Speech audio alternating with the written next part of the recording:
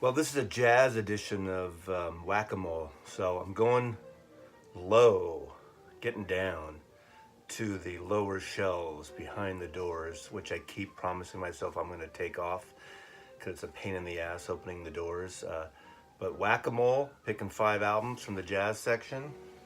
It's kind of almost the entire bottom row. And this is from every time when I do my work tours, my portfolio tours around the country, I kind of try to tie it into music. And I guess about a year and a half ago, I went to Minneapolis to some ad agencies, and I went out and took a day and went out or half a day, whatever it was, and toured the Paisley Park facility. It was probably almost exactly a year after Prince died, but it was kind of cool. It's almost like an industrial complex, modern, kind of inside. Some of it's very 80s, 90s dated, but still a cool fucking place to make music and to live music. And anyway, this is the Prince. Had to get my mug.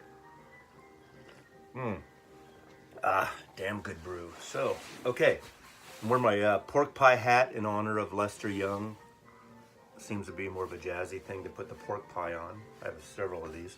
Anyway, I'm just gonna motivate myself. Maybe I'll just grab all 5 at once in different things, and I can just show them. It'll be easier. So, again, I'm not looking.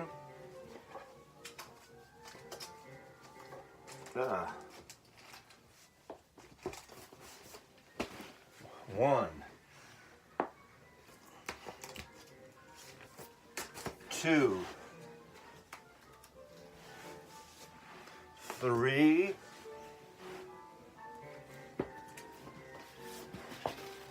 4, 5. Okay. No particular order. Here we go. Mazzy's Whack-A-Mole number 9, the jazz edition, or a jazz edition.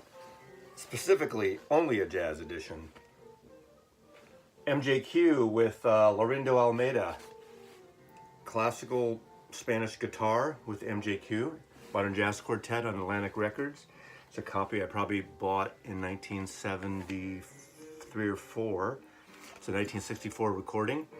And it's got One Note Samba by Antonio Carlos Jobim. And it's a beautiful record. So, highly recommended. A Juan Gris painting. There you go. So, Modern Jazz Quartet. If you don't know them, it's Milt Jackson on vibes, Percy Heath on bass, John Lewis on piano, and Connie Kay on drums. MJQ.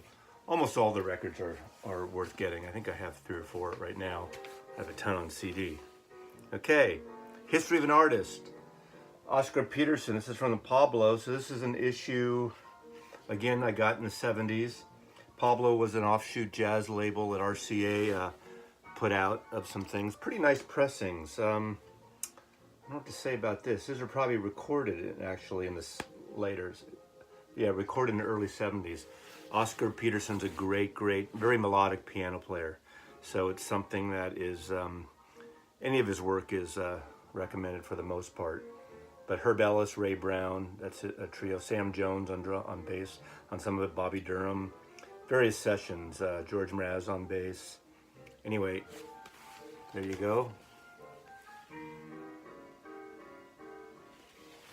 In the background, I have Errol Garner playing from the Concerts by the Sea.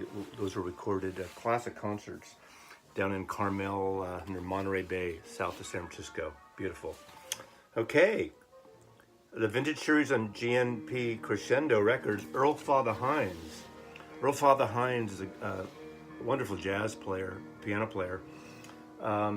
In fact, it's funny how you get into someone through someone else. As you know, if you've been following my channel, I'm a big Ry Cooder fan. Well, Chicken Skin Music, or actually not one, the other one, the yellow covered one. Of course, I'm blanking out right now. Ry Cooder does a version of Diddy Was Diddy, old sort of jazz poppy kind of standard. And it's a duet with Earl Fatha Hines. And the piano solos on that, it's just wonderful. So check that Ry Cooder version out. So I was in college, that album came out, and I got into Earl Hines, so I started buying records like this. I worked in record stores then. These are older recordings, probably from the 40s. This came out in 78. Is it? Okay, I'm not sure. Probably from late 50s, maybe. But anyway, 40s, 50s, Earl Fatha Hines. Also, when I went to San Francisco State, was in the broadcasting film and audio department, and I was doing an internship with the local PBS station, KQED, some audio things, and I was able to go out to College of Marin across the Golden Gate Bridge in Mill Valley and do a recording, a solo concert live recording that they broadcast of Earl Fatha Hines. So I got to meet him. It was so exciting. In the 70s, through being in the record business, I got to sit next to and chat next to a handful of really amazing jazz artists who are no longer with us. But two that stand out are Earl Fatha Hines and Dizzy Gillespie. I actually was in the K Jazz booth at the Monterey Jazz Festival in 1978 when they were interviewing Dizzy Gillespie, and I literally sat next to him, and he was so stoned. He read an ad for Tower Records on the air, or a sponsorship of Tower Records, and I got stoned with Dizzy Gillespie. How cool is that? And my cheeks did not pop up. Okay, next. Free Art Blakey. This is actually a reissue, a Blue Note reissue. I'm not against these. Some of them are really good. I had some bad luck with some of the $22 reissues, and now I'm debating. I look for originals, but they're few and far between, and they're expensive or they're damaged.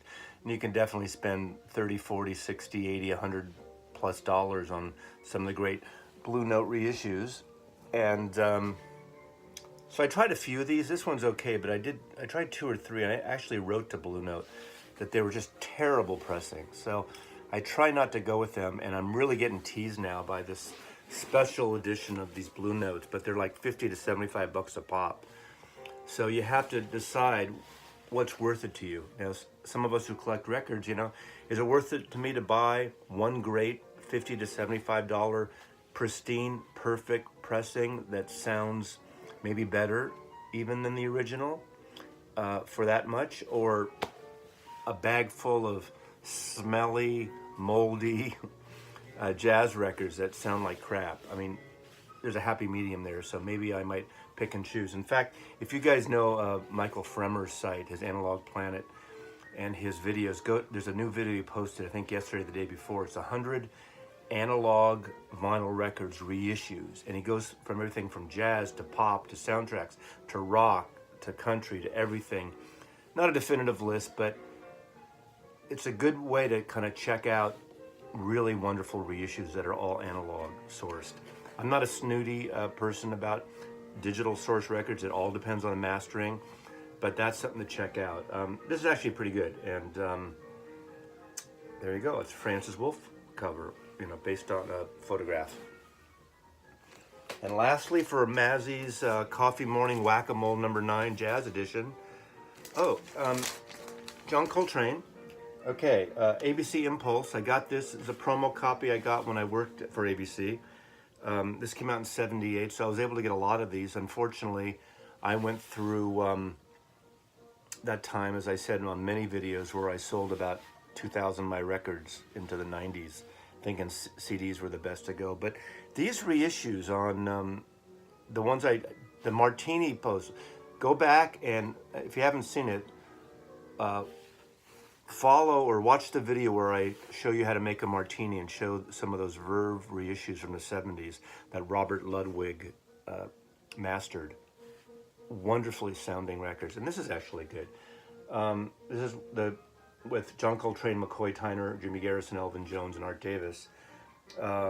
Produced by Michael Kuskuna, who later ran Blue Note in the 80s and 90s. And isn't Michael Kuskuna the one that has Mosaic Records, all the Mosaic Jazz reissues too? I'm sure, I'm just blanking out right now. The original, these recorded in early 70s, I guess, late or something. Alice Coltrane plays a little bit on this. Nothing to see here, but These are actually good. Whether you like the covers or not, they're kind of dated in that way. But what's good about these reissues, this whole series, and the Verve double, all those are usually found really cheap, anywhere from like $8 to $15 to $20 tops. And I find most of the time they're pristine and they sound really good. So if you don't want to pop for pristine originals, this is the way to go, and I highly suggest it. So that's Mazzy's jazz thing. At some point, there's like that whole bottom row there is my jazz collection, and you can see other things behind there. The doors are just for aesthetic. I can do doors all the way up, but I need to take them off, don't you think? Vote, doors or no doors. As I get older, bending down here and opening those doors is a hassle. So anyway, Mazzy out, Whack-A-Mole number 9, Jazz Edition. Have a lovely upcoming weekend. Bye. Subscribe.